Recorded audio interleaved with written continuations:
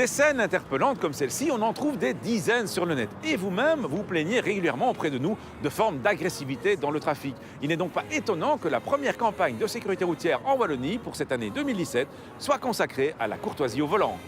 Le mois de janvier est en général la période où on prend de bonnes résolutions et donc la WSR rappelle que ces résolutions doivent également se prendre sur la route. Le manque de civisme sur la route peut sembler anodin et inoffensif, mais en réalité il peut être à l'origine d'accidents parce qu'on a des usagers de la route qui ne respectent pas les règles. Cela irrite les autres usagers qui à leur tour risquent de ne pas respecter les règles et donc on a un effet boule de neige qui risque de mener à l'accident. On voit que les Belges se disent plus souvent confrontés à des conducteurs agressifs et irrespectueux que la moyenne européenne. Et on voit également qu'ils pensent davantage que leurs voisins européens que les accidents sont dus à un comportement agressif au volant. Et comment peut-on expliquer le manque de courtoisie sur la route ?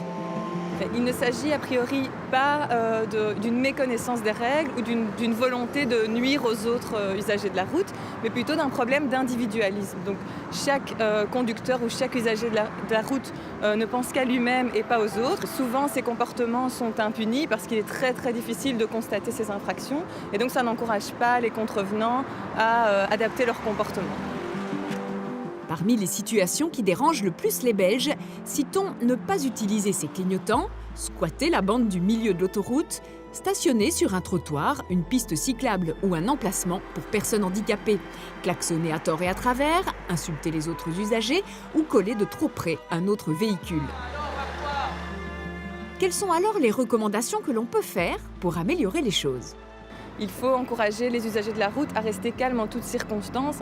S'énerver lorsqu'on est au volant n'apportera rien et ne fera qu'augmenter les risques. Il faut également les encourager à respecter les règles du code de la route qui existent bien pour quelque chose. Et puis on peut aussi rappeler qu'un remerciement, un petit sourire lorsqu'on se trouve sur la route ne peut jamais faire de tort. Ça fait toujours plaisir et ça peut avoir des conséquences positives pour tous. Il est clair qu'un peu plus de courtoisie sur la route ne ferait de tort à personne. Cela permettrait d'éviter des accidents, du stress inutile et favoriserait également la mobilité. Alors bonne nouvelle, si l'agressivité au volant est contagieuse, la courtoisie l'est tout autant. Alors je compte sur vous pour faire preuve de plus de fair-play sur la route.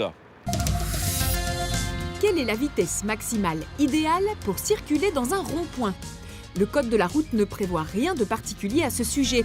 En agglomération, par exemple, vous pourriez donc théoriquement circuler à 50 km/h.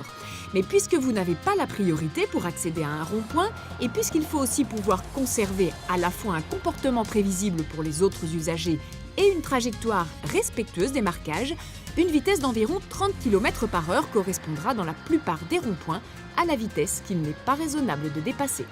À la semaine prochaine et d'ici là, bonne route!